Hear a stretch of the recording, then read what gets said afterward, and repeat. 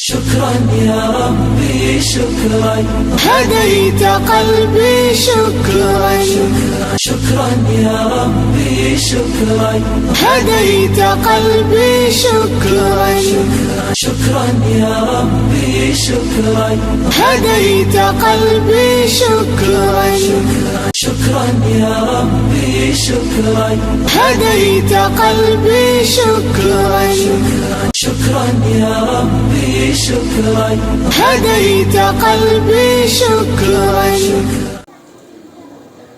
Assalamualaikum warahmatullahi wabarakatuh.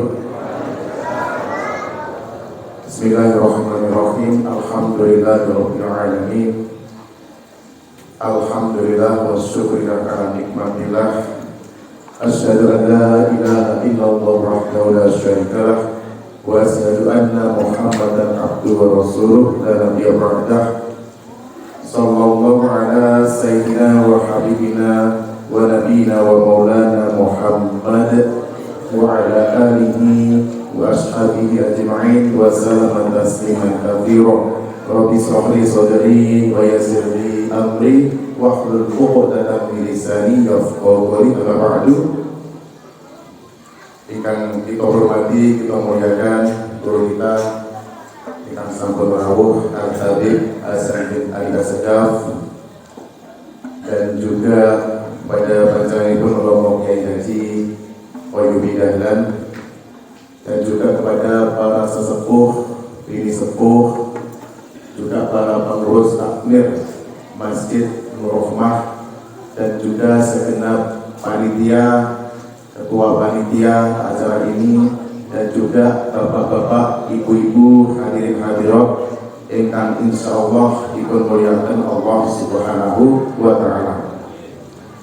Segala puja dan puji syukur senantiasa kita panjatkan kehadirat Allah Subhanahu wa taala, yang mana pada malam hari ini kita ditakdirkan oleh Allah Subhanahu wa taala bisa berkumpul di tempat ini. Alhamdulillah dalam keadaan panjenengan semuanya sehat walafiat, datang ke sini dalam keadaan selamat.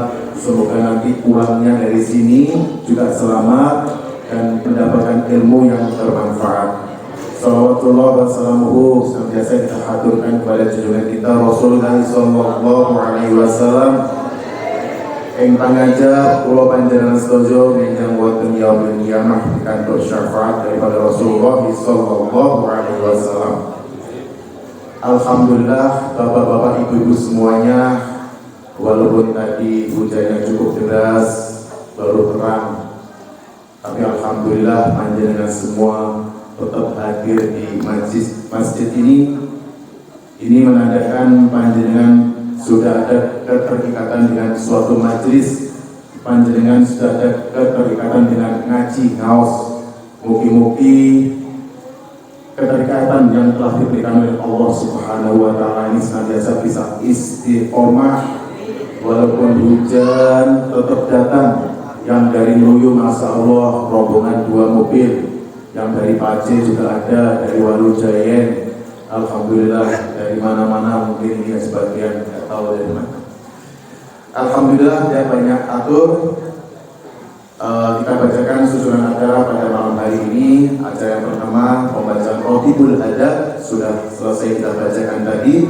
Selanjutnya dilanjutkan dengan pembacaan Maulid Sikuduror juga sudah selesai.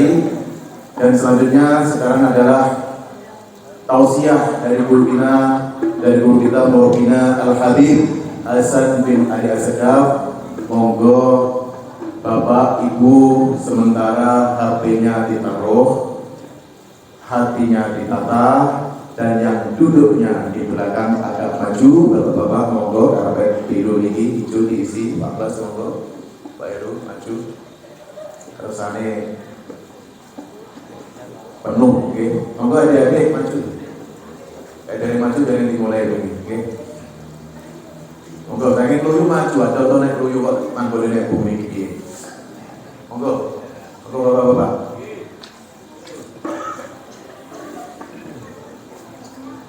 Sing boyokan monggo, patu saya mari. Alhamdulillah, kemarin panjenengan pun Habib Hasan, Bapak Tafadhol. Nabi Muhammad.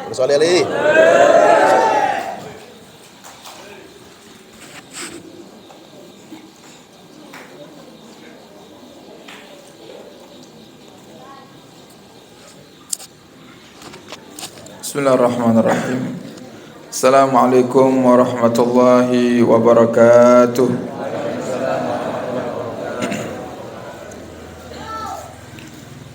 Alhamdulillah wassalatu wassalamu ala sayyidina Rasulillah Sayyidina Muhammad ibn Abdullah wa ala alihi wa sahbihi wa man walah. Subhanaka la ilma lana illa ma 'allamtana innaka antal alimul hakim. Rabbi shrah li sadri wa yassir li amri wahlul 'uqdatam min lisani yafqahu qawli bi jahin nabi wa sahbi wal ali. Dusturukum ya ahlad darak, dusturukum ya ahlan naubah, dusturukum ya ahlal hilli wal adad. Amma ba'd. Yang kami hormati para ulama, para kiai, para asatid, wa nakhusu bidzikir Romo Kiai Haji Qalyubi Dahlan yang semoga selalu dijaga oleh Allah Subhanahu wa taala dari segala keburukan dan disembuhkan dari segala penyakit, dan Allah berikan umur yang panjang dalam ketaatan serta sehat walafiat, amin ya rabbal alamin. Dan juga yang kami menghormati para pengurus Nahdlatul Ulama ranting Mangundikaran dan segenap para asatid yang hadir di malam hari ini, beliau Ustadz Andi, Ustadz Asrar, Bapak Haji Zulman, dan segenap para rombongan yang datang mungkin dari tempat yang jauh, berkumpul bersama, saling bermuajahah, menyambung tali silaturahim. Kami hanya bisa berharap semoga semua yang hadir di malam hari ini dipanjangkan umur oleh Allah Subhanahu wa taala dalam ketaatan serta sehat walafiat, dan Allah kabulkan segala hajat dunia dan akhirat, amin ya rabbal alamin. Ma'asyiral hadirin hadirat hafizakumullah. Alhamdulillah, kita bersyukur di bulan yang mulia, bulan yang dikatakan oleh Nabi kita Muhammad Rasulullah sallallahu alaihi wasallam sebagai bulannya Allah Subhanahu wa taala, yang artinya di bulan ini kita diperintahkan untuk memperbanyak mendekatkan diri kepada Allah, kembali kepada Allah, mencari daripada berbagai macam wasilah agar kita bisa mendapatkan ampunan dari Allah Subhanahu wa taala. Karena di bulan ini para hadirin, yaitu bulan Rajab, adalah bulan yang diharamkan, bulan yang dimuliakan oleh Allah, yang Allah sebutkan dalam Al-Quran dengan kata arba'atun hurum, 4 bulan yang dimuliakan. Maka di bulan ini kita dianjurkan untuk memperbanyak ibadah. Ibadah kepada Allah sangat banyak sekali caranya. Termasuk yang dianjurkan di bulan Rajab adalah memperbanyak istighfar. Hendaknya tidak lupa dalam sehari kita beristighfar kepada Allah Subhanahu wa taala. Karena kaulah panjenengan Bapak Ibu, tidak ada satupun dari kita yang luput dari dosa. Gimana mboten? Bahkan kita hidup di masa, di zaman yang berbuat dosa itu sangat mudah sekali. Kalau dulu Bapak Ibu kita mau ngerasani harus ketemu sama orang lain. Gimana mboten? Kalau panjenengan ibu-ibu mau ngerasani ngerumpi harus nonggo, tahu nonggo nggih, bertetangga. Jadi pergi ke rumah tetangga, ketemu sama tetangga, ngobrol berjam-jam, di situ ngerasani orang. Kalau sekarang tidak perlu ketemu dengan manusia sudah bisa ngerasani kita ini. Nggih, cukup ngelihat layar HP sudah bisa ngerasani. Oh ndak Beb, saya walaupun di grup RT saya itu banyak yang rasan-rasan, tapi saya tidak pernah ikut-ikutan.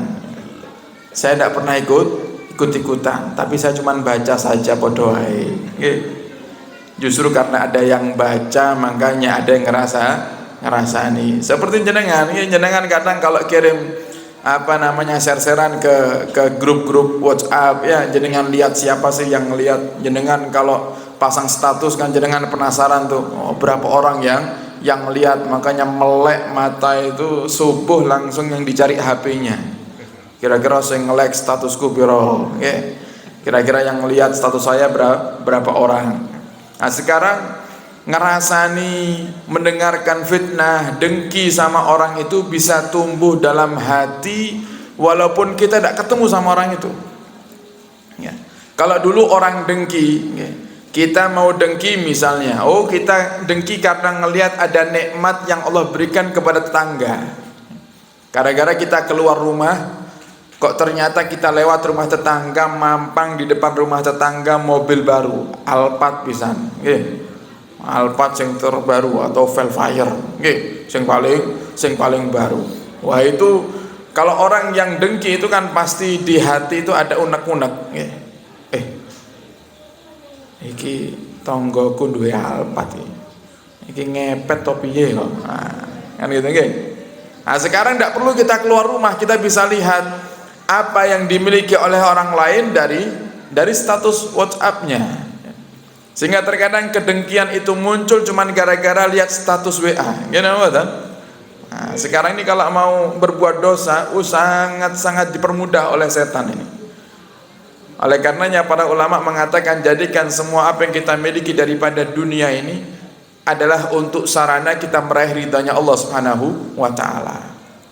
Jangan justru kita menggunakan media-media sosial ini semakin hari justru semakin rusak, semakin hari semakin tidak karuan. Yang akhirnya kalau dulu berbuat satu hal yang aneh walaupun itu tidak dosa, itu terlihat risih. Semakin banyaknya media, semakin banyaknya pengguna dan penggiat media sosial, terkadang satu hal itu yang berbau dosa menjadi hal yang wajar-wajar saja. Dulu Bapak Ibu, kalau ada orang makan di warung kemudian makanannya difoto, itu risih, ngelihatnya. Yang moto pun kadang juga ragu, masuk panganan difoto saya. Coba sekarang semuanya, mau yang bapak, yang ibu, yang muda, yang tua, podo kabeh, tidak ada kata risih, malah dipajang. Kadang ngombe kopi mek 2.000 sak cangkir dipajang, mending kalau kopinya kopi yang mahal di mall-mall itu 100.000 sak cangkir, minum kopi 2.000 sak cangkir udah dipajang. Kalau dulu itu adalah hal yang risih, dan ini bukan hanya terjadi terhadap hal-hal yang mungkin itu bukan berbau haram atau berbau dosa. Hal-hal yang berbau dosa saja orang sekarang ini mudah memamerkannya. Padahal Nabi kita Muhammad SAW mengatakan dalam hadisnya, kullu ummati mu'afa, semua umatku ini akan mendapatkan maaf dari Allah Subhanahu wa taala, illa kecuali satu. Siapa? Mujahirun, orang-orang yang terang-terangan berbuat maksiat. Nah, sekarang kan maksiat kan terang-terangan gitu. Orang mau kadang naudzubillah minum minuman keras, justru malah difoto dulu itu botol birnya. Padahal kalau dulu mau minum minuman keras misalnya, ada pemuda nongkrong di pos kamling, cari waktunya malam yang kiranya tetangga-tetangga sudah pada tidur semuanya, baru mereka keluarkan itu minuman kerasnya.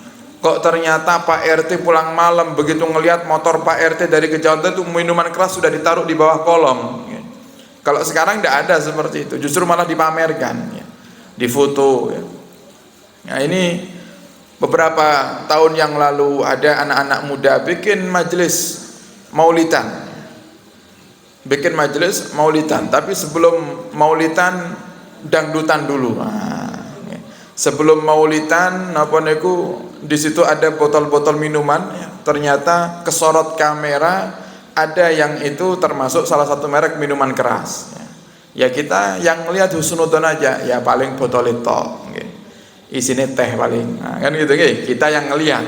Tapi kalau kejadian benar mereka lakukan itu, ya Allah, coba ini hal-hal yang berbau maksiat terkadang sudah menjadi hal yang wajar dilihat oleh masyarakat kaum muslimin. Oleh karenanya para hadirin, tidak ada satu hari yang kaulo panjenengan tidak melakukan dosa. Coba yang hadir di masjid ini di malam hari ini yang bisa menjamin hari ini tidak berbuat dosa sama sekali. Coba acungkan tangan. Sing jenengan sakit jamin diri jenengan hari ini tidak ngelakukan dosa sama sekali. Tidak berani kita. Jenengan tanya balik ke saya pun saya tidak berani mengatakan, "Woi saya," tidak berani. Kadang kita ini, masya Allah, ini ngobrol saking asiknya ngobrol tidak terasa kalau kita sedang ngerasani. You know, ngobrol masalah awalnya masalah yang berkaitan dengan ibadah. Di sana lu ada majelis. Terus nyaut temennya, "Oh iya, tapi majelis itu kiainya ngene lah coba. Itu ustadznya ngene. Awalnya bahas majelis ini, ayo hadir majelis ya. Akhirnya malah ngerasani. Nah, ini para hadirin yang perlu kita sadari bahwasannya kita ini banyak dosa. Hendaknya kita kembali kepada Allah, terutama di bulan-bulan yang Allah janjikan besar-besaran. Allah berikan bonus ampunan kepada hamba-hambanya yang mau beristighfar kepadanya. Habib, saya ini banyak dosa, saya sadar, tapi saya kadang malu. Malam hari ini saya istighfar, niat di hati ketika di majelis, ya Allah, di majelis ini saya berniat untuk bertaubat kepadamu ya Rabb, taubatan nasuha. Ujung-ujungnya besok saya maksiat lagi. Nah, terus gimana, apa yang harus saya lakukan? Kembali terus sama Allah. Terus minta ampun sama Allah Subhanahu wa taala. Jangan pernah Anda putus asa. Allah sudah katakan, la taqnatu min rahmatillah. Jangan kalian, wahai orang-orang yang sudah kelewat batas, kata Allah, sekali-kali kalian berputus asa dari rahmatku, jangan. Sambil kita niat, mungkin istighfar yang hari ini adalah istighfar yang diterima oleh Allah Subhanahu wa taala. Minimal kata Imam Ghazali, Bapak Ibu, kalau kita bertobat, walaupun terkadang sering kita bertobat, maksiat lagi, tobat lagi, maksiat lagi, minimal kata Imam Ghazali, kita berharap semoga setelah kita tobat tidak sampai kita melakukan maksiat lagi. Allah sudah cabut nyawa kita dalam keadaan tobat sudah diterima oleh Allah Subhanahu wa taala. Jadi kita tobat malam hari ini, kan kita tidak tahu nih umur kita sampai kapan. Kalau kita katakan, saya malu sama Allah, saya tidak mau istighfar lagi, tahu ujung-ujungnya saya juga maksiat lagi, sudahlah saya tak maksiat aja terus ya. Urusan nanti tobat apa katanya Allah, nanti kalau memang di umur tua saya harus tobat, atau memang saya bisa tobat, alhamdulillah. Ternyata Allah sudah tulis ini, besok kita mati. Gara-gara kita menunda tobat kita, akhirnya kita mati dalam keadaan dosa belum diampuni oleh Allah Subhanahu wa taala. Tapi kalau kita bertobat kepada Allah malam hari ini, ternyata besok Allah cabut nyawa kita dan kita belum melakukan sebuah kemaksiatan, maka kita mati dalam keadaan telah bertobat kepada Allah. Oleh karenanya di bulan Rajab, ayo perbanyak istighfar. Dan tidak ada ruginya orang yang beristighfar itu ya.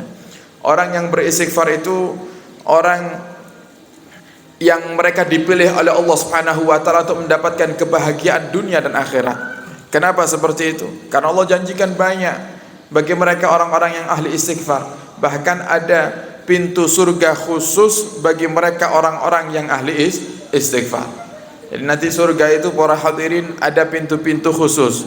Sama seperti halnya kalau kita masuk ke satu perusahaan, ada pintu masuk, ada pintu keluar. Ada pintu, atau kita masuk ke tempat-tempat pendaftaran misalnya, masuk ke imigrasi, masuk ke rumah sakit, ini loket pembayaran, ini loket pendaftaran. Ada seperti itu. Ada pintu surga yang khusus Allah ciptakan untuk dimasuki oleh mereka orang-orang yang ahli puasa. Ada pintu surga yang khusus Allah ciptakan untuk mereka orang-orang yang ahli istighfar. Nah, sekarang para hadirin dikatakan oleh Nabi kita Muhammad, mereka nanti orang-orang yang ahli puasa, orang-orang yang ahli istighfar, orang-orang yang ahli ibadah, yang telah disiapkan pintu khusus untuk menuju surga oleh Allah Subhanahu wa taala. Ketika waktunya mereka masuk surga, malaikat menyeru, "Wa ya ahlas siyam, wahai manusia yang ahli puasa, gumu, berdirilah kalian. Wadkhulul jannah, masuklah kalian ke dalam surga." Maka berdiri berbondong-bondong saat itu umat-umat Nabi Muhammad dan umat-umat Nabi-Nabi terdahulu yang gemar berpuasa. Masuk ke dalam pintu Ar-Rayyan, pintu yang khusus diciptakan untuk orang-orang yang ahli puasa. Kemudian yang tidak puasa, yang tidak menjalankan puasa atau yang tidak banyak puasa, yang mungkin seperti kita puasanya hanya puasa Ramadan tok, okay. Disuruh puasa Rajab, males beb, okay. Eman-eman beb, enak sarapan suka pecel ya. Napa malih ning nganjuk misalnya napa makanan khasnya nganjuk kalau sarapan napa Ustaz? Soto misalnya nggih. Eman pip poso Ramadan ae. Nah, nanti mereka yang tidak pernah puasa sunnah, tidak pernah hobi berpuasa, mereka akan berkata, andai dulu saya di dunia ahli puasa, mungkin saya sudah masuk dengan mereka. Yang ahli istighfar juga gitu, malaikat berkata, wa ya ahlal istighfar, wahai manusia yang ahli beristighfar kepada Allah, gumu wadkhulul jannah, berdirilah kalian dan masuklah kalian ke dalam surga. Berbondong-bondong mereka para ahli istighfar masuk ke dalam surga. Yang tidak pernah istighfar di dunia, mereka akan katakan, ya Allah, istighfar ini kan mudah, istighfar ini kan ringan. Coba dulu waktu saya hidup di dunia, saya menjadi orang yang ahli istighfar, mungkin saya sudah masuk ke surga bersama mereka. Yang ahli sedekah juga seperti itu. Semuanya orang-orang yang beramal baik sudah disiapkan oleh Allah pintu khusus menuju surga. Lah kira-kira kita ini mau masuk yang mana? Kalau di bulan Rajab sebagaimana anjuran Nabi kita Muhammad untuk memperbanyak puasa, kok kita malas puasa, ya minimal kita amalkan anjuran Nabi yang satunya lagi, yaitu menjadi orang yang ahli istighfar. Yang bisa puasa-puasa, tidak bisa puasa, minimal kita baca istighfar. Dan Allah janjikan bagi mereka orang-orang yang beristighfar kebahagiaan dunia dan akhirat. Sebagaimana apa yang dikatakan oleh Nabi Allah Nuh alaihi salam yang Allah abadikan dalam Al-Quran, wa qul tastaghfiru rabbakum innahu kana ghaffara yursilis samaa alaikum midrara wa yumdidkum bi amwalin wa banin wa yaj'al lakum jannatin wa yaj'al lakum anhara. Kata Allah Subhanahu wa taala dalam Al-Qur'an daripada ucapan Nabi Allah Nuh alaihi salam, istaghfiru rabbakum, beristighfarlah kalian kepada Tuhan kalian Allah, innahu kana ghafara, kata Nabi Nuh, karena sungguhnya Allah itu adalah zat yang maha mengampuni. Allah, kalau urusan kita mau kembali sungguh-sungguh kepada Allah, Allah tidak peduli sebanyak apapun daripada dosa kaula panjenengan. Ada hadis para hadirin yang dikumpulkan oleh Imam Nawawi, yang dikenal dengan hadis Arba'in Nawawi atau Arba'in An-Nawawiyah. 40 hadis, 40 hadis lebih, sebenarnya bukan 40, adalah jumlahnya 40 lebih hadis yang dikumpulkan oleh Imam Nawawi di dalam satu kitab. Dan ini terkait dengan hadis-hadis inti yang sahih yang bisa kita jadikan patokan untuk kita beribadah kepada Allah Subhanahu wa taala. Di antara salah satu hadis di situ ada hadis yang menunjukkan tentang keutamaan dan kebesaran daripada rahmat Allah kepada hambanya. Di situ ada hadis qudsi, yaitu hadis yang isinya adalah penyampaian Allah Subhanahu wa taala yang disampaikan oleh lisan Nabi kita Muhammad sallallahu alaihi wasallam. Allah berkata, ya bna Adam, wahai anak cucu Adam, wahai manusia, innaka ma da'autani wa rajautani illa ghafartu laka ala ma kana minka wala ubali. Wahai manusia, di saat kalian berharap kepadaku, kalian berdoa minta kepadaku, maka aku akan ampuni dosa kalian dan aku tidak peduli daripada dosa tersebut seberapa besarnya. Wa ya ibna Adam, kemudian Allah berkata lagi, lau balaghat dunubuka inanas sama, kalau seandainya dosamu memenuhi langit, saking banyaknya di dosa kita numpuk, sumastaghfartani, kemudian engkau beristighfar kepadaku, kata Allah Subhanahu wa taala, ghafartu laka, aku ampuni kamu, wala ubali, dan aku tidak peduli walaupun dosamu banyak menumpuk dan memenuhi daripada langit. Coba lihat rahmatnya Allah. Jadi Allah itu kalau mengampuni dosa, para hadirin, Allah itu tidak pandang dosa tersebut. Allah hanya melihat kira-kira kita taubatnya sungguh-sungguh atau tidak. Itu yang Allah lihat. Berbeda kalau kita mau memaafkan orang. Kadang kalau kita mau memaafkan tetangga ini, kita lihat dulu apa kesalahannya, kan gitu. Kalau Allah tidak lihat kesalahan yang sudah kita lakukan di masa lalu ini, selagi hari ini kita taubatnya taubatan nasuha, taubat sungguh-sungguh, maka Allah akan mengampuni semuanya. Ada sahabat Wahsy, Wahsy itu dahulunya adalah seorang budak yang termasuk diperintahkan oleh tuannya untuk membunuh Sayyidina Hamzah, paman Nabi kita Muhammad SAW. Dijanjikan upah atau dijanjikan bayaran merdeka kalau berhasil membunuh Sayyidina Hamzah. Sayyidina Hamzah ini paman Nabi yang terkenal dengan kekuatannya dan ketegasannya. Sayyidina Hamzah itu orang yang ahli dalam berperang, sehingga tidak ada satupun orang-orang kafir yang berani satu lawan satu dengan Sayyidina Hamzah. Oleh karenanya ini musuh-musuh Allah memerintahkan Wahsy untuk membunuh Hamzah. Wahsy pun tidak berani berhadapan satu lawan satu dengan Sayyidina Hamzah. Padahal Wahsy itu adalah budak yang bertubuh tinggi kekar. Itu Wahsy tidak berani ngelawan Sayyidina Hamzah, tidak berani, karena saking masyhurnya, terkenalnya keberanian daripada Sayyidina Hamzah bin Abdul Muthalib. Ada beberapa sahabat-sahabat itu, para hadirin, yang kuat-kuat, yang berani-berani. Di antaranya Hamzah bin Abdul Muthalib, Umar bin Khattab, Ali bin Abi Thalib, ya. Itu sahabat-sahabat yang luar biasa keberaniannya. Umar bin Khattab setelah masuk Islam, banyak orang-orang kafir yang mau menyakiti Nabi itu menjadi batal, tidak jadi. Kenapa? Karena ada Umar bin Khattab. Bahkan Umar bin Khattab itu kan kisah masuk Islamnya gara-gara mendengarkan daripada bacaan Al-Quran adiknya, saudarinya, ya. Kemudian datang kepada Nabi Muhammad SAW, yang di situ Nabi dan Sayyidina Hamzah dan beberapa para sahabat sedang bersembunyi di satu rumah. Kemudian datang dari kejauhan Umar bin Khattab, diintip sama para sahabat, mereka kebingungan. Umar datang nih, Umar datang. Saking ditakutinya Umar bin Khattab, ya. Sampai sahabat ketika ngelihat ada Umar bin Khattab yang saat itu masih belum masuk Islam datang, itu sudah ketakutan. Apa kata Sayyidina Hamzah? Jangan khawatir, aku yang akan menghadapi Umar bin Khattab. Nah, ini berani lawan berani, ya. Jadi aku yang akan buka pintu, aku yang akan menghadapi Umar bin Khattab. Dibukalah pintu oleh Sayyidina Hamzah bin Abdul Muthalib. Kemudian ditanya, ada apa kau kesini wahai Umar? Kemudian aku ingin ketemu sama Rasulullah. Aku ingin dibimbing bersyahadat langsung oleh Muhammad sallallahu alaihi wasallam. Kaget semuanya. Sampai ada seruan-seruan takbir, ada seruan-seruan senyuman-senyuman dari para sahabat yang menunjukkan rasa kagum, kaget.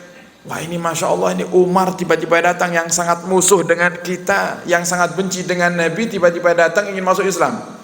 Begitu syahadat dilakukan oleh Sayyidina Umar bin Khattab, kemudian Umar bin Khattab berkata kepada Nabi, ya Rasulullah, bukankah agama Islam ini agama yang benar? Ya, wahai Umar, agama Islam ini agama yang benar. Kalau begitu, ayo kita keluar dari rumah ini ya Rasulullah, kita sampaikan dakwah Islam terang-terangan kepada mereka orang-orang Mekah. Terus sahabat ada yang berkata, ya Umar, jumlah kita ini sedikit. Kalau kita keluar sampai mereka marah karena kita menyampaikan dakwah Islam, kemudian kok mereka membantai kita, habislah kita wahai Umar. Apa kata Sayyidina Umar? Jangan khawatir, kita bagi dua kelompok. Kita bagi dua kelompok. Kelompok yang pertama saya yang mimpin, kelompok yang kedua Hamzah yang mimpin.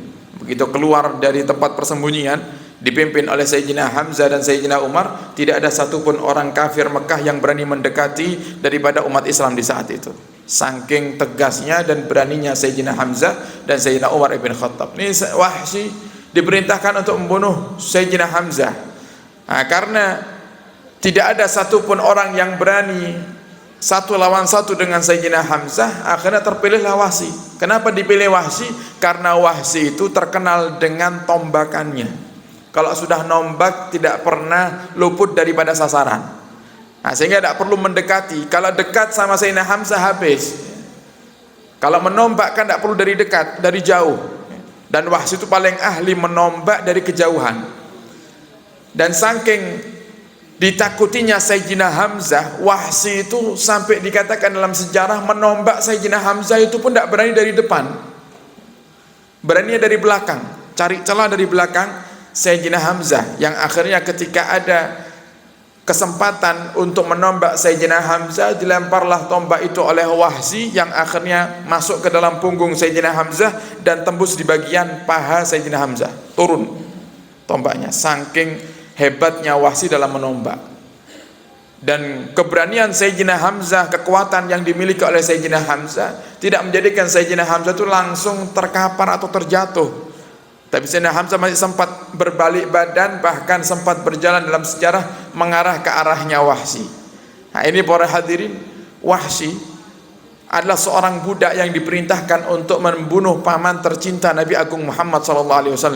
Yang saat itu begitu Nabi Muhammad tahu bagaimana keadaan paman yang setelah ditombak oleh Wahsy, kemudian itu perempuan itu datang ke Sayyidina Hamzah, dibelah itu dadanya, dimakan daripada isi dadanya itu jantungnya atau hatinya dimakan. Itu Nabi Muhammad menangis. Nabi Muhammad teteskan air mata. Artinya perbuatan Wahsy ini sudah menjadikan Nabi orang yang dicintai oleh Allah sedih. Nah, kemudian satu hari Wahsy diajak untuk masuk Islam oleh Nabi kita Muhammad SAW. Wahsy diajak untuk masuk Islam. Ditulis sama Nabi satu ayat Al-Quran, disuruh para sahabat kirimkan kepada Wahsy, yang isinya adalah, wahai Wahsy, masuklah ke dalam Islam. Kemudian Wahsy membalas suratnya Nabi Muhammad, ya Muhammad, kalau aku masuk ke dalam Islam, aku ini adalah orang yang punya dosa banyak sekali, wahai Muhammad. Kemudian dikirim kepada Nabi Muhammad, dibaca sama Nabi, dibalas lagi sama Nabi Muhammad, wahai Wahsy,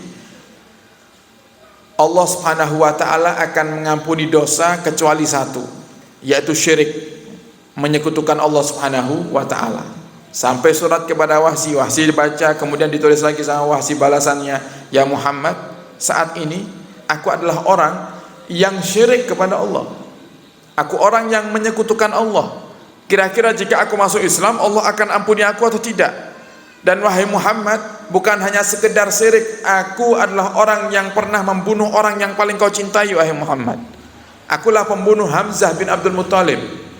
Apakah iya Tuhanmu Allah Subhanahu wa taala akan mengampuniku, wahai Muhammad? Kemudian dikirim lagi kepada Nabi Muhammad, dibalas lagi dengan ayat Al-Quran oleh Nabi kita Muhammad SAW, yang isinya adalah, wahai hamba-hambaku yang sudah kelewat batas. Wahai Wahsy, ini kata Allah, wahai hamba-hambaku yang sudah kelewat batas, la taqnatu min rahmatillah, jangan kalian berputus asa daripada rahmat Allah. Kemudian Allah juga mengatakan dalam Al-Quran, innallaha yaghfirud dunuba jami'a, sungguhnya Allah itu mengampuni semua dosa. Selagi kita mau sungguh-sungguh kembali kepada Allah, maka Allah akan mengampuni semua dosa kita. Kemudian dengan kita mendapatkan ampunan Allah, bukan hanya sekedar ampunan yang kita dapatkan, tapi bonusnya banyak, Bapak Ibu. Apa bonusnya? Yursilis sama'a alaikum midrara, Allah akan turunkan untuk kalian dari langit hujan yang berkah. Allah akan turunkan untuk kalian dari langit hujan yang berkah. Hujan yang berkah, hujan yang manfaat untuk kita, hujan yang membawa keuntungan untuk kita. Wa yursilis sama alaikum midrara yumditkum bi amwalin, dan Allah akan lancarkan rezeki kalian. Amwal jamaknya mal, mal itu harta. Allah akan mudahkan harta kalian, Allah akan mudahkan rezeki kalian. Wabani, dan Allah akan berikan kepada kalian keturunan yang soleh-solehah. Waja'alakum jannatin, Allah akan jadikan untuk kalian surga. Tadi yang kita katakan di awal, ada surga khusus untuk mereka orang-orang yang ahli istighfar. Waja'alakum jannatin waja'alakum anhara, dan ada sungai-sungai yang khusus akan dinikmati nanti di surga oleh orang-orang yang ahli beristighfar. Oleh karenanya para hadirin, ini kesempatan kalau panjenengan di bulan Rajab untuk memperbanyak istighfar. Kenapa Beb kita harus di bulan Rajab istighfar? Karena tugas kita saat ini membersihkan hati, membersihkan jiwa untuk menyambut datangnya bulan Ramadan. Karena bulan Rajab ini para hadirin bulan untuk kita memanen, bulan untuk kita menanam. Bulan Sya'ban bulan untuk kita menyirami, dan Ramadan bulan untuk kita memanen. Kalau kita ingin panen di bulan Ramadan, mendapatkan ampunan dari Allah, itkum minan nar, dibebaskan, dicatat sama Allah fulan bin fulan bebas dari neraka, maka persiapannya harus dari sekarang. Kalau hari ini kita tidak persiapan, kita tidak akan sukses nanti di Ramadan. Kalau hari ini kita tidak biasakan diri untuk membersihkan hati, membersihkan jiwa, maka Ramadan pasti kita lebih malas untuk beribadah kepada Allah Subhanahu wa taala. Dan barang siapa, kata Nabi kita Muhammad, ketika Nabi berjumpa dengan malaikat Jibril, pernah satu hari para hadirin Nabi itu mau khutbah, Nabi naik ke atas mimbar. Nabi naik ke atas mimbar, setiap langkah Nabi katakan amin. Kemudian naik lagi ke anak tangga selanjutnya, amin. Naik lagi ke anak tangga selanjutnya, amin. Begitu khutbah selesai, sahabat bertanya, ya Rasulullah, tadi aku mendengar di saat engkau menaiki anak tangga mimbar itu, engkau mengatakan amin. Apa maksud daripada ucapan amin itu ya Rasulullah? Kemudian Nabi Muhammad berkata, tadi Jibril ketika aku naik ke atas mimbar, Jibril datang dan berkata kepadaku, wahai Muhammad, jika ada di antara umatmu yang masuk bulan Ramadan, wahai Muhammad, kok ternyata dia tidak mendapatkan ampunan Allah, maka dialah hamba yang dijauhkan daripada rahmat Allah. Qul amin, katakan amin wahai Muhammad. Maka aku pun di saat itu, kata Nabi Muhammad, mengatakan amin. Jadi orang-orang yang masuk Ramadan kok tidak dapat ampunan Allah, itu orang yang sudah kelewat batas, berarti keterlaluan. Sama seperti halnya peribahasa atau satu majas yang sering disampaikan, ayam mati di lumbung padi. Loh, ini depannya padi banyak, dia mati. Padahal tinggal dia makan nih padinya. Sama, kita ini masuk Ramadan, harusnya kita diampuni dosa kita oleh Allah Subhanahu wa taala. Kok ternyata kita masih tidak diampuni, berarti kita yang sudah kelewat batas. Kita yang sudah bejatnya, rusaknya ini sudah tidak karu-karuan. Sampai Allah begitu bencinya, Allah tidak berikan kepada kita ampunannya. Oleh karenanya persiapannya dari sekarang. Nah, kemudian yang ingin juga kami sampaikan para hadirin, di bulan Rajab ini ada satu kejadian mukjizat yang diberikan oleh Allah kepada Nabi kita Muhammad, yang hampir semuanya kita faham, hampir semuanya kita tahu. Mukjizat apa itu? Isra dan Mi'raj. Di saat itulah Allah Subhanahu wa taala memerintahkan umatnya Nabi Muhammad untuk menjalankan salat 5 waktu. Nah, sebagai pesan selalu kami kalau sudah masuk bulan Rajab, kami ingatkan umat Nabi Muhammad ini, ayo kita jaga salat. Yang punya keluarga masih belum sholat, ayo diajak sholat. Kata Imam Haddad, para hadirin, kalau kita mau ngajak orang yang sabar, kalau mau ngajak orang itu yang sabar, karena tidak semua orang itu diajak sekali manut. Sama seperti halnya orang ngaji, ya seperti kita nih loh, kalau ngaji sama guru kita, ya apakah iya pulang majelis langsung bisa kita amalkan semuanya? Oh, guru kita ceramah, Bapak Ibu jangan biasakan mengandalkan riba, mau usaha yang tertanam di mindsetnya, di otaknya, oh utang bank, jangan biasakan. Ternyata jamaah majelis masih banyak.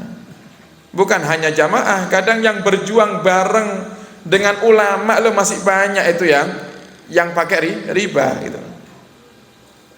Yang artinya apa? Di saat kita mendengarkan nasihat, di saat itu kita belum dipilih oleh Allah untuk mendapatkan hidayah. Tapi ketika kita mendengarkan nasihat yang ketiga kalinya, baru kita dapat hidayah. Ada yang seperti itu. Ada datang orang ke rumah, sempat berbincang dengan kita masalah usaha. Sebenarnya Islam itu terkait dengan usaha seperti apa sih? Islam itu dengan bisnis seperti apa sih? Apakah umat Islam ini hanya dibolehkan atau diperintahkan untuk fokus ibadah saja? Akhirnya kita sampaikan, Pak, ibadah itu tidak harus di atas sejadah. Ibadah itu tidak hanya di dalam masjid. Ibadah itu bukan hanya sholat, bukan hanya puasa, bukan hanya haji umrah.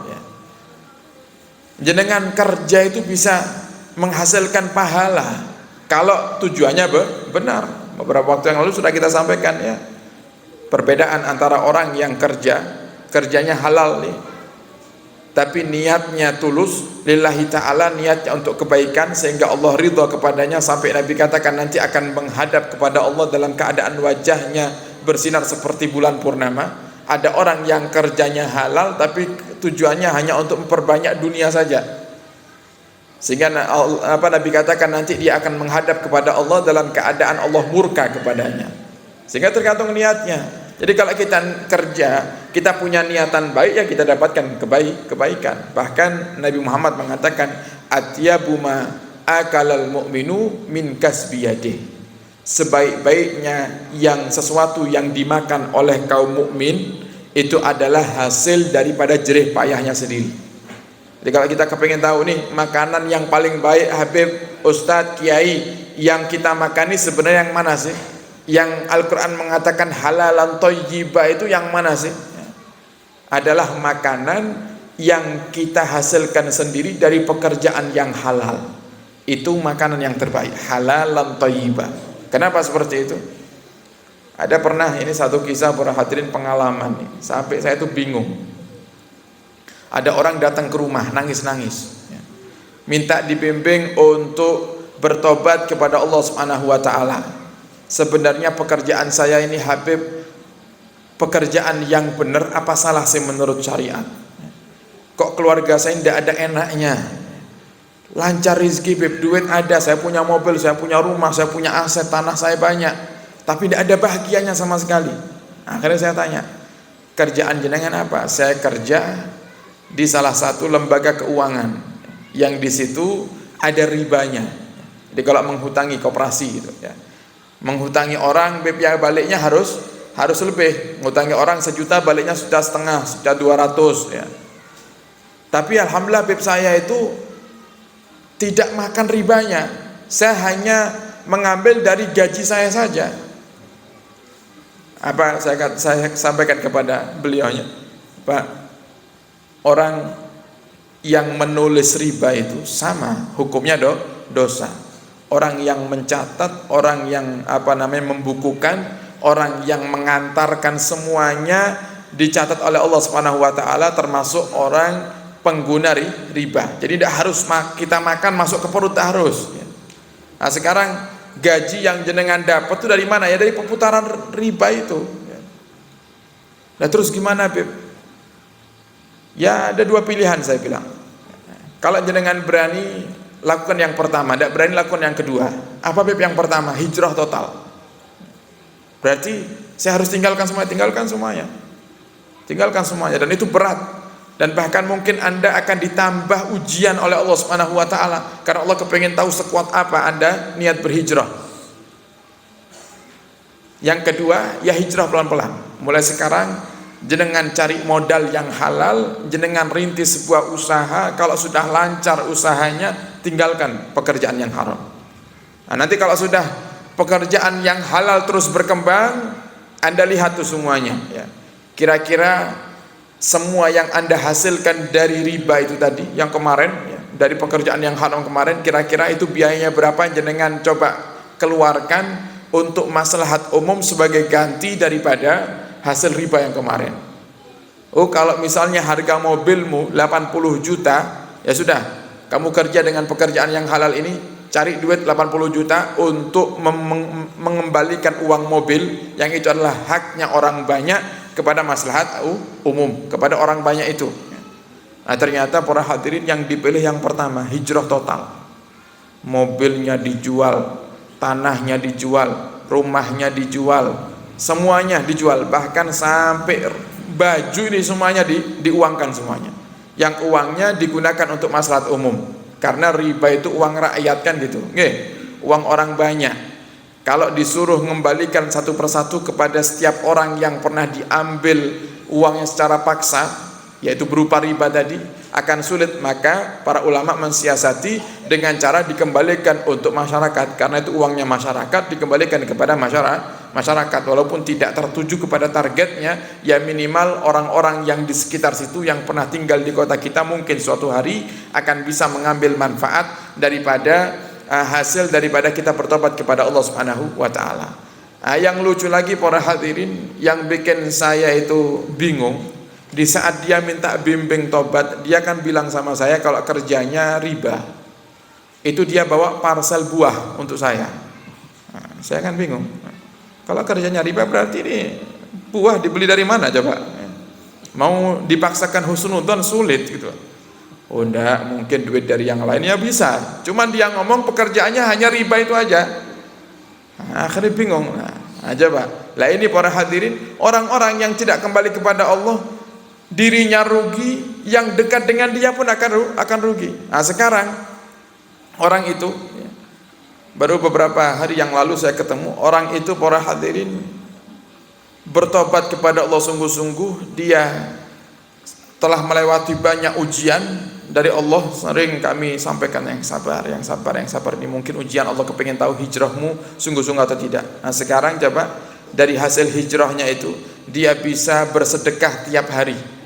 Tiap hari dia bisa berikan makanan gratis untuk orang-orang yang mau berangkat kerja, orang-orang yang miskin, fuqara dan masakin, dari semangatnya berhijrah.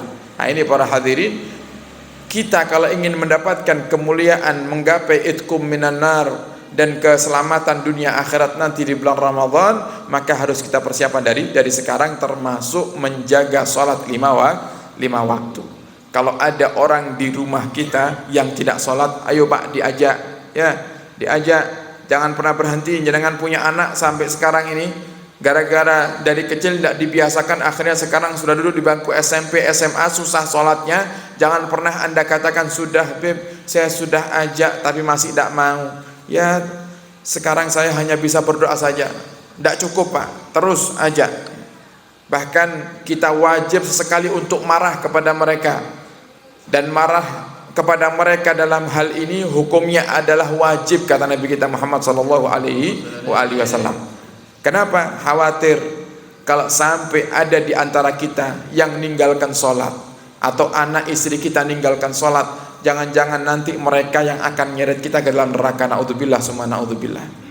Dan orang-orang yang meninggalkan sholat sudah dipersiapkan nerakanya oleh Allah Subhanahu wa taala, yang dikenal dengan neraka apa? Neraka Saqar. Allah katakan dalam Al-Quran, ma salakakum fi saqar. Apa yang menjadikan kalian ini, kata Allah, masuk ke dalam apa? Kata malaikat, apa yang menjadikan kalian ini masuk ke dalam neraka Saqar? Apa jawaban mereka ahli neraka Saqar? Lam naku minal musallin. Karena kami dulu tidak pernah mengerjakan sholat. Walam naku nut'imul miskin. Dan karena kami dulu waktu hidup di dunia tidak pernah ngasih makan sama orang miskin. Tuh. Jadi Saqar ini neraka khusus untuk orang yang suka ninggalkan sholat, untuk orang yang pelit, semerap pelit, medit, cetil. Kalau kata bahasa Arabnya bakhil, pelit. Lebih parah dari bakhil, itu cetil itu kelihatannya lebih parah dari pelit. Lebih parah dari bakhil itu syahih. Tidak peduli banget itu sudah sama orang itu. Misal dalam keadaan seperti Covid kemarin ya, dia punya tetangga itu kelaparan, di PHK dari pekerjaannya, tidak urusan dia. Yang penting saya kenyang. Nah, ini syahih. Pelitnya sudah kelewat batas. Itu nerakanya nanti namanya neraka Saqar. Kemudian yang ketiga, wa kunna nakhudu ma'al khaidin, kata Allah Subhanahu wa taala, dan mereka orang-orang yang ketika hidup di dunia sering duduk ngobrol ngalor ngidul tidak jelas, yang akhirnya mereka terbawa kepada fitnah. Ini termasuk orang-orang yang akan menghuni neraka Saqar. Wa kunna nukadzibu biyaumiddin, dan juga kata Allah yang Allah abadikan dalam Al-Quran, kata mereka ahli neraka Saqar, dan dulu waktu kita hidup di dunia kita tidak percaya dengan balasan Allah yang nanti akan Allah berikan di hari akhirat. Jadi disuruh sholat, Pak ayo sholat, alah kayak apa sholat, ngesel-ngeseli. Oh jangan Pak, nanti jenengan disiksa sama Allah Subhanahu wa taala. Oh ya tak kira. Tak kira pasti aku bakal bahagia. Nah, ini penghuni sakor ini modelnya seperti ini ya.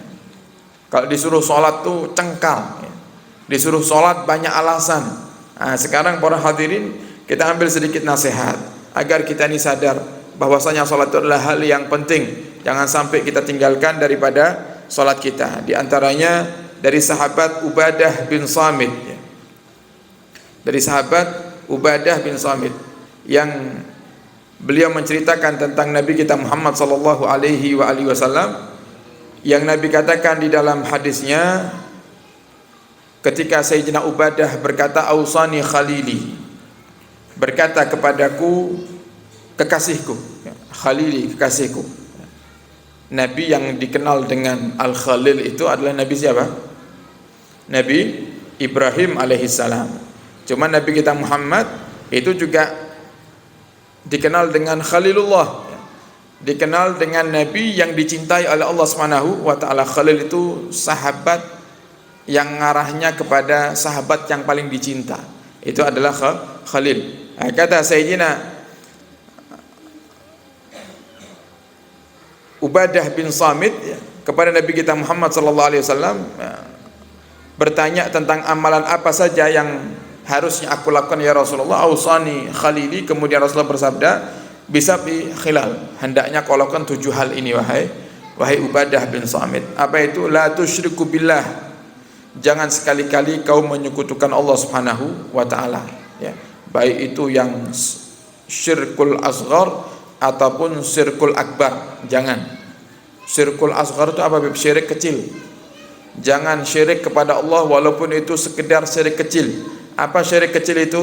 Beribadah kepingin dipuji orang, itu syirik kecil.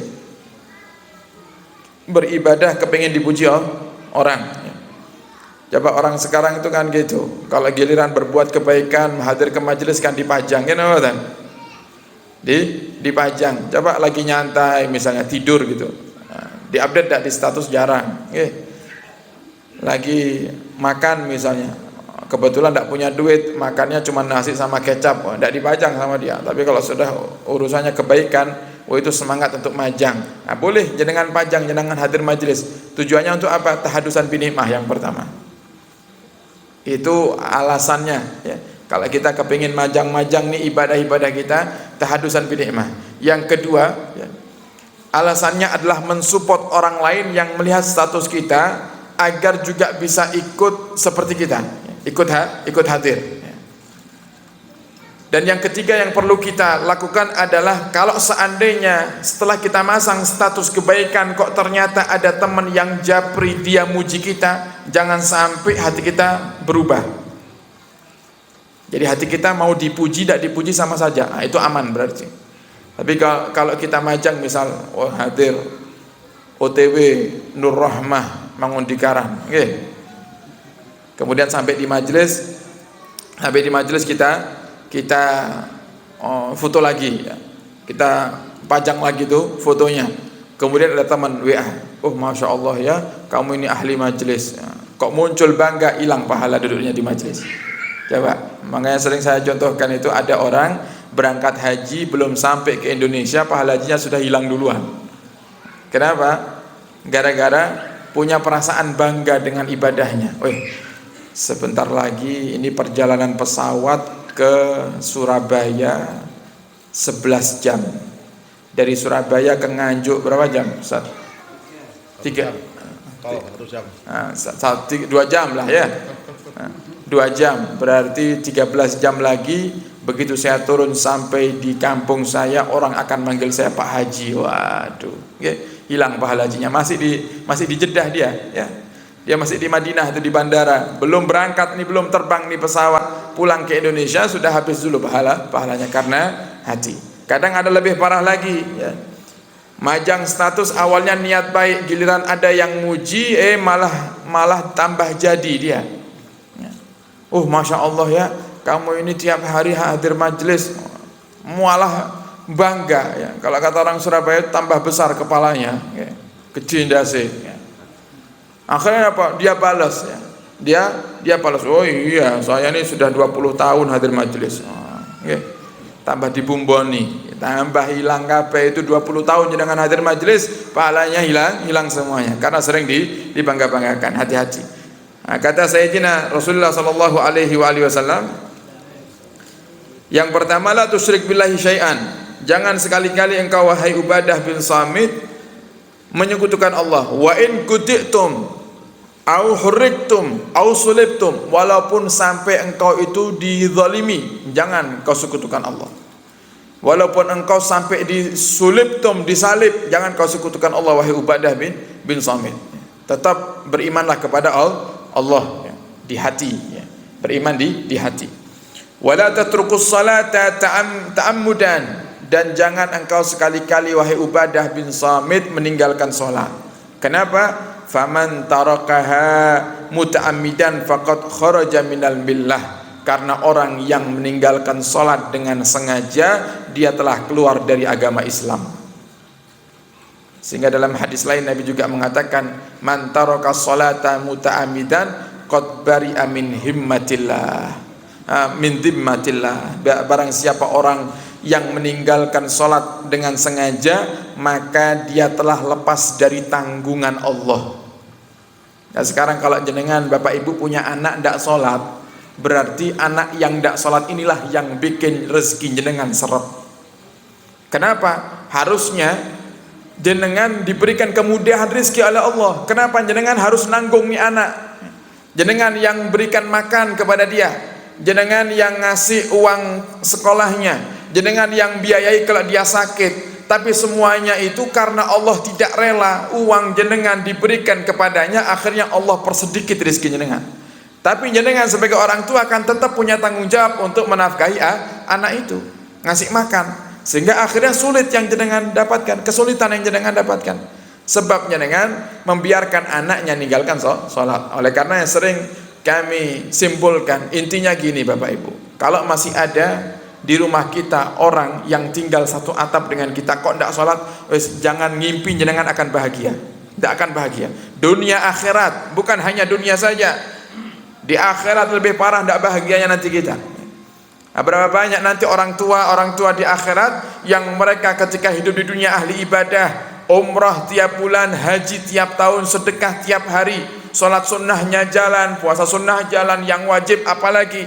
Tapi giliran nanti di akhirat Allah Subhanahu wa taala masukkan mereka ke dalam neraka sakor. Sebab apa? Sebab anaknya. Anaknya datang, "Ya Rabb, itu bapakku, kenapa kau mau arahkan ke dalam surga? Kenapa itu malaikat kau perintahkan untuk bawa orang tuaku ke dalam surga ya Allah? Sedangkan aku ke neraka sakor, aku tidak sholat karena orang tuaku tidak pernah marah kepadaku.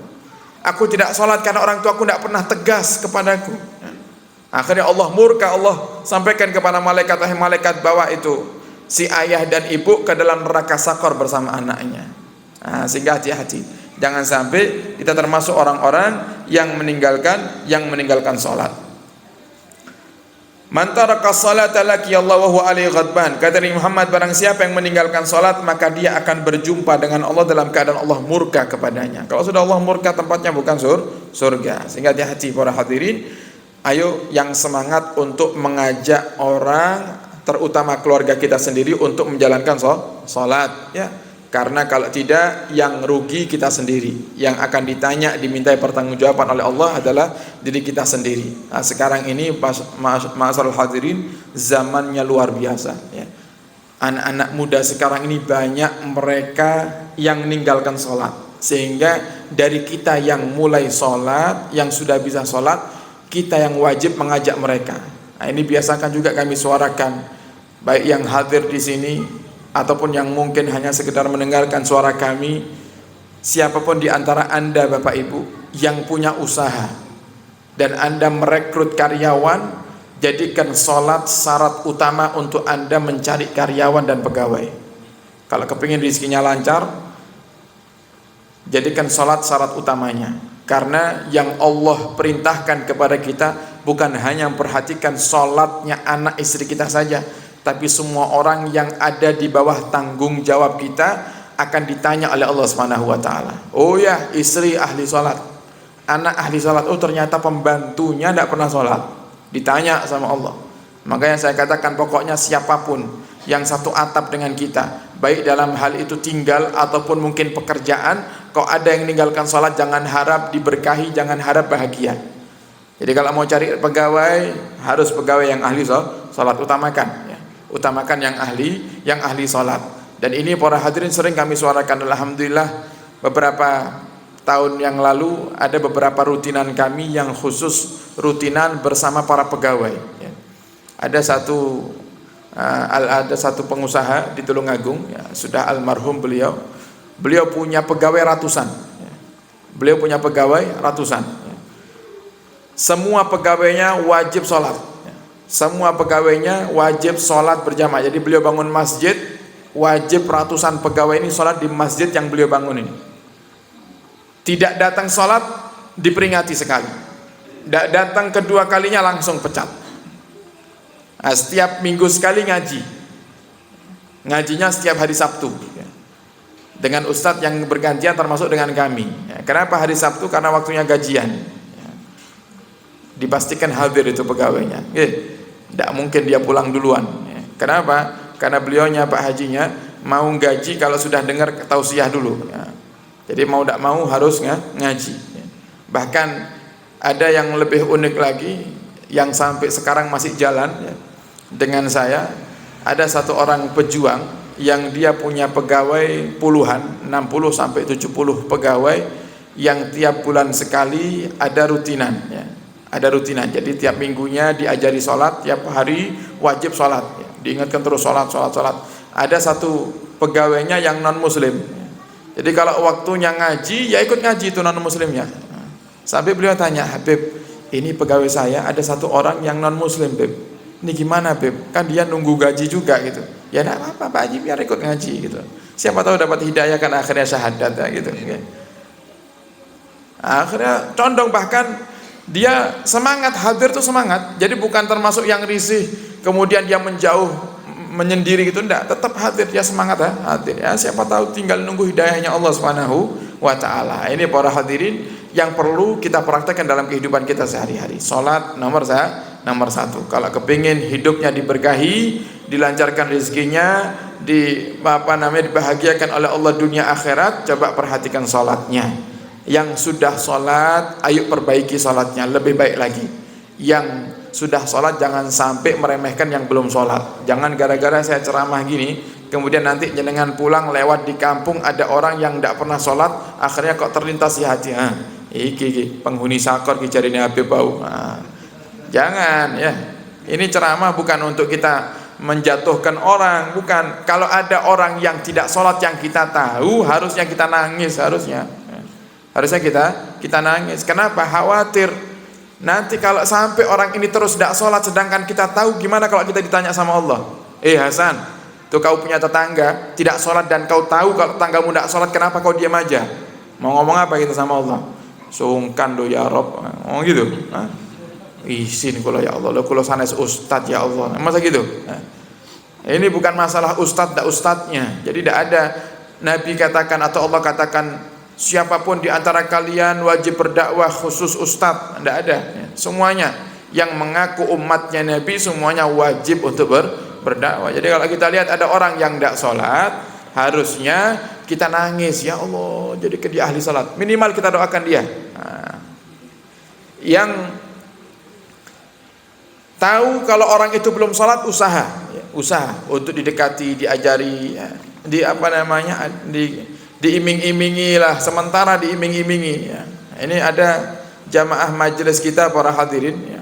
Kalau diajak ibu-ibu ya, di Tulungagung, ibu-ibu diajak majelisan itu alasannya banyak sekali ya. Ayo Bu, nanti sama ibu-ibu ya, sama ibu-ibu diajak majelisan. Bu, ayo Bu majelisan, ayo berangkat bareng yuk majelisan. Anu loh, kalau tasnya anu ya, biasa ya. Alasan tidak jelas kan anu gitu, nggih. Akhirnya terus diajak sampai akhirnya dia berkata satu alasan yang ngarang. Saya itu mau loh hadir majelis ya, Bu, cuman saya tidak punya baju yang layak untuk hadir di majelis. Akhirnya sama si ibu yang ngajak dikasih baju. Ya sudah gini aja, tak belikan baju tapi harus hadir Ahad pagi terus, tidak boleh nih ninggal. Ya wis, tidak apa-apa. ini kan ngiming-ngimingi namanya ya. Ini hadir majelisnya sebenarnya setengah-setengah, tapi karena diiming-imingi, dibelikan baju baru, akhirnya semangat. Ya tidak apa-apa. Toh nantinya apa yang kita keluarkan untuk kita hadiahkan agar orang itu bisa ibadah, kita dapatkan pahala yang banyak. Kemudian akan diganti sama Allah karena itu adalah sebuah sedekah. Nah, kemudian para hadirin yang belum sholat, ayo kita ajak mereka untuk sholat. Ya. Kita terus suarakan. Ya. Sampai ada satu orang cerita sama kita. Ada satu tempat yang di situ di Tulungagung ini ya. Orangnya cerita sama saya, kejadiannya di Tulungagung.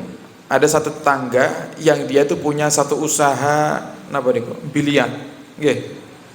Nah, tahu biliar nggih? Sing sodok-sodok niku lho. Nah, itu setiap orang ini lewat di depan tempat biliar itu, dia selalu sapa itu yang punya biliar.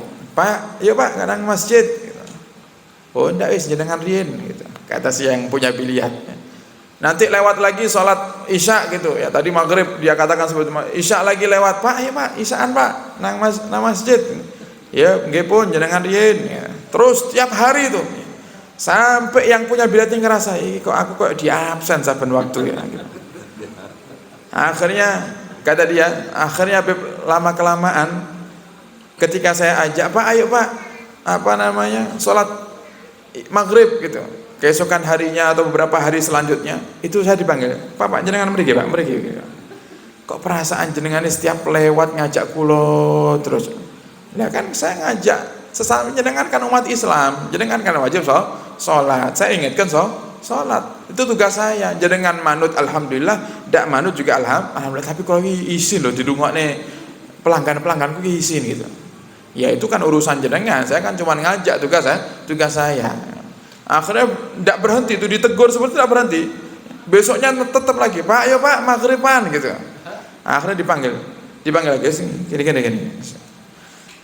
Aku kok makin hari semakin greget loh awakmu gitu. Istimbangannya aku izin, mending aku tak melok awakmu sik sholat. Ini pelanggan ini ngrungokne aku diajak sholat pasti anu. Akhirnya ikut ya, ke masjid ya. Istimbangannya aku izin, mending aku tak melok awakmu. Akhirnya ikut ya ke masjid. Terpaksa ikutnya. Ternyata subhanallah di masjid dapat hidayah. Masuk masjid dapat hidayah. Sampai akhirnya pelan-pelan dia juga berdakwah kepada itu pelanggan-pelanggan biliarnya itu. Tapi biasa orang main biliar kan kalau sudah asik tidak mungkin ditinggal gitu. Wah ini sudah tinggal satu bola mau disodok, tinggal menang adzan. Ayo mandek sholatnya tidak mungkin. Akhirnya hijrah dia ganti usahanya ya, dijual tuh meja biliarnya semuanya, dia ganti warung kopi yang masih aman. Waktu sholat tutup ya. Waktu sholat tutup, kasih tulisan ya. Tutup 15 menit penjual lagi sholat ya, Pak. Ini satu tanda kalau terkadang kita ini kalau ngajak orang mungkin hari ini belum, jangan-jangan besok dia dapat hidayah. Oh ternyata seminggu dia dapat hidayah. Oh mungkin sebulan dia dapat hidayah. Jangan pernah bosan. Nah, terus aja. Urusan dia tidak terima, urusan dia marah, itu ujian kita dalam berdakwah. Nabi Muhammad itu dakwah Pak, tidak seperti dakwah kita. Saya dakwah di sini, coba lihat. Ini dikasih kotak banyak, ini tidak tahu ini buat saya semuanya bagaimana ini. Coba roti ini banyak nih. Kasih minum 2 gelas ya. Minum airnya macam-macam ya. Coba, Nabi Muhammad tidak ada seperti ini. Nabi Muhammad dakwah dilempar pasir wajahnya ya. Nabi Muhammad dakwah dipukul, dikarak ya. Tahu dikarak ya? Dikarak itu ya, diteriaki katanya. Kalau saya sama para ustadz dai sekarang dikarai ya, tapi dikaraknya karena penghormatan gitu kan. Mau hadir ke satu majelis maulidan, tunggu sini sebentar Beb, nanti anak hadrah keluar mau ngarak jenengan. Dikarak tolol, waduh dituntun kita, dikasih payung diputar-putar di payung ini. Nabi Muhammad tidak ada seperti itu ya. Kita ini masih enak. Kok kita kemudian dicaci, difitnah, dikatakan sesat, dikatakan ustadz tidak benar, kemudian kok kita ngedon dakwahnya. Ya ingat Nabi, sak benci-bencinya orang sama kita tidak ada yang ngelempari kita pasir, tidak ada yang mukuli kita ya. Paling menolak gitu aja, ya paling tidak suka, tidak mau hadir, atau paling di luar sana mereka memfitnah, mereka menggunjing, itu bukan urusan kita. Orang mau ngomongi orang baik sekalipun Bapak Ibu pasti akan dirasani. Jenengan baik nih, tidak pernah berbuat dosa, tidak pernah nyakitin orang, tetap akan ada orang-orang yang ngerasani kita. Kata guru kita Abu Ilaib Hasan bin Ahmad Bahrut sebagai penutup, ada 3 hal yang tidak bisa kita hindari. Ada 3 hal yang tidak bisa kita hindari. Yang pertama adalah kematian. Tidak ada satupun di antara kaula panjenengan yang bisa hidup abadi di dunia ini, tidak ada. Pasti kita akan mati, ya. Dan yang kedua adalah omongan orang. Yang kedua adalah omongan orang. Mau kita baiknya seperti apa Bapak Ibu pasti tetap akan diomongi. Jenengan berpenampilan seperti preman dirasani mboten? Dirasani. Coba ya Allah, rambutnya wis putih kok antingan ngono, ya Allah. Ya Allah, itu coba sudah tua kok tatuan nggih. Sing kanan gambar ula kobra nggih. Sing kiri gambar apa nih? Gambar elang. Kok ndak cocok belas, mbek kulit wis keriput kabel dirasani. Oh, jenengan berubah penampilan. Dari yang kemarin macak seperti preman, jenengan hapus itu tato, jenengan lepas itu anting, jenengan pakai baju koko, pakai kopiah, sarungan ke masjid. Oi, preman itu tobat kita aneh. Paling ya sedina rong dino lah, coba. Ini tetap ya pasti akan dirasani. Jadi tidak ada yang bisa selamat daripada omongan orang, ya sudah itu. Jadi jangan pernah berharap untuk diomongi baik terus sama orang. Ada orang yang mungkin cinta sama kita, selalu baik dengan kita. Ada orang yang mereka tidak cinta kepada kita. Sehingga dalam menyampaikan dakwah tidak perlu takut untuk dicaci, tidak perlu takut untuk dihina. Semoga Allah mudahkan kita semuanya untuk bisa menjadi ahli sholat. Mulai sekarang diajak Bapak Ibu, kalau ada tetangga, ada keluarga yang masih tidak sholat, yuk diajak agar mereka jadi ahli salat. Dan semoga dengan berkah bulan Rajab ini, kalau kita masih ada yang punya keluarga, anak, istri yang belum salat, semoga dengan berkahnya bulan Rajab Allah berikan hidayah kepada mereka semuanya. Dan semoga Allah mudahkan kita semuanya untuk bisa mendapatkan keberkahan dari Allah di bulan Rajab ini, sebagaimana doa Nabi kita Muhammad, Allahumma barik lana fi Rajab wa Sya'ban wa balighna Ramadan. Ya Allah, berkahi kami di bulan Rajab dan bulan Sya'ban, dan sampaikan kami ke dalam bulan Ramadan. Dan ya Rabb, kami mohon di majelis yang mulia ini, yang sakit di antara kami sembuhkan ya Allah. Yang punya hutang mudahkan kami untuk melunasi hutang-hutang kami ya Rabb. Yang masih ada kaitan dengan riba ya Allah, selamatkan kami ya Rabb. Berikan kepada kami ya Allah kemudahan untuk bisa mendapatkan pekerjaan yang halal, pekerjaan yang Kau berkahi, dan berikan kepada kami semuanya ya Allah rizki yang halal, barakah, banyak, dan jauhkan kami dari yang haram. Dan ya Allah, kami mohon kepadamu di bulan Rajab yang mulia ini ya Rabb, terimalah taubat kami, jadikan taubat kami taubatan nasuha, dan ampunilah dosa kami ya Allah, dosa istri kami, dosa anak-anak kami, dosa guru-guru kami, dosa santri-santri kami, dan dosa orang tua kami, dan siapapun yang pernah berbuat baik kepada kami ataupun yang pernah zalim kepada kami ya Allah, ampunilah dosa mereka semua ya Rabb. Jadikan bulan Rajab ini sebagai bulan penghapus daripada semua dosa kita ya Allah. Dan ya Allah, kami ingin di bulan Sya'ban nanti Kau mudahkan kami untuk memasukinya dalam keadaan semua dosa telah Kau ampuni, semua kesalahan telah Kau maafkan, dan semua aib telah Kau tutup ya Rabb, sehingga kami masuk di bulan Ramadan, kami Kau golongkan termasuk hamba-hambamu yang mendapatkan idkum minan nar. Kau catat sebagai hambamu yang terbebas daripada siksa neraka. Dan ya Allah, kami rindu dengan Ramadan, maka ya Allah panjangkan umur agar bisa menikmati bulan Ramadan.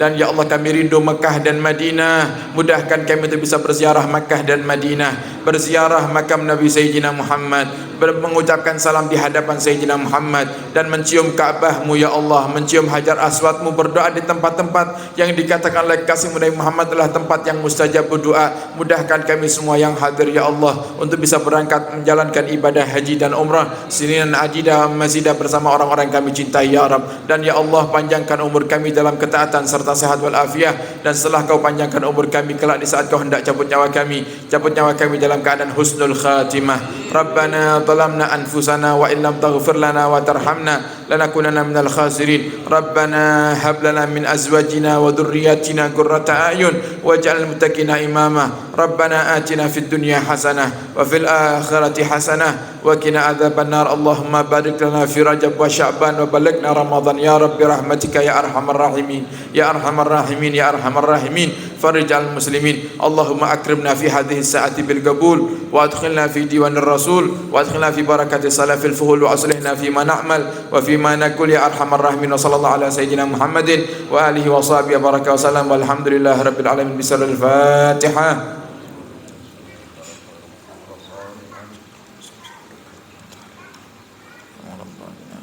Alhamdulillah rabbil alamin. Sebelumnya mohon maaf, ini ternyata sudah hampir jam 11 para hadirin. Masya Allah. Berarti ini insya Allah penutupan yang terindah nih, karena kemungkinan besar bulan depan kita sudah tidak ketemu lagi nih kemungkinan, Ustaz, benar ya? Kalau emang Allah takdirkan, rencana kita dengan teman-teman akan menjalankan ibadah umroh, semoga Allah mudahkan semuanya. Dan yang belum takdir bisa umroh di tahun ini, semoga tahun depan nanti segera umroh, sehingga kemungkinan nanti kita akan berjumpa lagi setelah Ramadan, setelah Syawal atau di bulan Syawal insyaallah. Semoga Allah panjangkan umur, kita bisa berjumpa kembali dalam keadaan kita semuanya sehat walafiat. Yang mungkin ingin ketemu dengan rutinan-rutinan kita, insyaallah masih ada kesempatan rutinan di Nganjuk itu kalau tidak salah di Ngeluyu, ya. Itu kalau tidak salah Ngeluyu itu akhir Februari, ya. Sabtu akhir di Februari insyaallah masih bisa ketemu. Tanggal berapa itu kira-kira? Tanggal 24 kalau tidak salah, 24 Februari itu kalau tidak salah masih ada jadwal di Nganjuk di Ngeluyu sama di Kertosono. Kertosono kapan? Selasa lagi ya. Selasa lagi, 2 Selasa lagi ya. Insyaallah. Kapan? Besok ini. Selasa malam Rebo. Oh, Selasa malam Rebo besok bersama kami di Grogol. Monggo dihadiri dan para hadirin yang ingin mengetahui jadwal kami di Kediri, di Tulungagung, di Nganjuk bisa bergabung di grup Jamaah Asyifa. Ya, insyaallah bisa minta tolong ke beliau-beliau, ini sudah ada di grup. Dan juga kami menginformasikan ini ada teman-teman dari pejuang Majelis Asyifa yang mungkin ada para jamaah yang ingin mengamalkan Maulid Sintuduror yang belum punya bukunya. Itu ada teman-teman yang menyediakan di lapak Majelis Asyifa yang jenengan beli, jenengan sama dengan berinfak untuk pembangunan gedung dakwah Majelis Asyifa yang ada di Tulungagung. Ada stiker, ya, stiker mobil, stiker motor, ya, semuanya itu. Ada apa lagi yang dibawa? Baju, ada baju koko, semuanya itu para hadirin keuntungannya tidak ada untuk pribadi, semuanya untuk perjuangan dakwah. Kemarin sudah dikeluarkan keuntungan pertama dari modal awal, itu kira-kira ada terkumpul keuntungan 8 juta untuk pembangunan gedung dakwah Majelis Asyifa. Jadi jenengan belanja sama dengan jenengan berinfak, itu disediakan di mobil di belakang sama teman-teman pejuang. Monggo. Untuk stikernya itu juga untuk syiar. Kenapa sih kok ada stiker di belakang mobil itu? Ada Al-Bahjah, ya, ada Asyifa, ada majelis-majelisnya, Roso, ada apa lagi? Jalsa Isnin, ada apa? Di Januri apa macam-macam itu ya. Nah, kenapa itu ada stiker-stikernya? Tujuannya syiar, ya. Tujuannya adalah syiar. Orang kalau membaca Majelis Asyifa, Majelis Asyifa ini majelis di mana sih? Nah, akhirnya kan buka Mbah Google, gitu kan? Majelis Asyifa, ketemu, oh Majelis Asyifa ini, akhirnya penasaran ingin hadir. Dan banyak orang-orang yang hadir ke majelis kita karena melihat daripada adanya media-media sosial para hadirin. Monggo para hadirin yang ngarsane ada siwak juga kalau tidak salah di belakang itu yang ingin ngamalkan.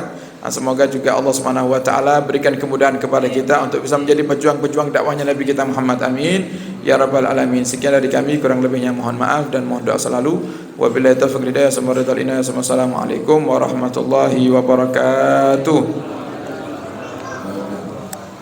Ini Muhammadul Hasanah wasiat dari guru kita Habibullah Hasan bin Hayya Sekar, semoga menjadi ilmu yang bermanfaat buat kita semua.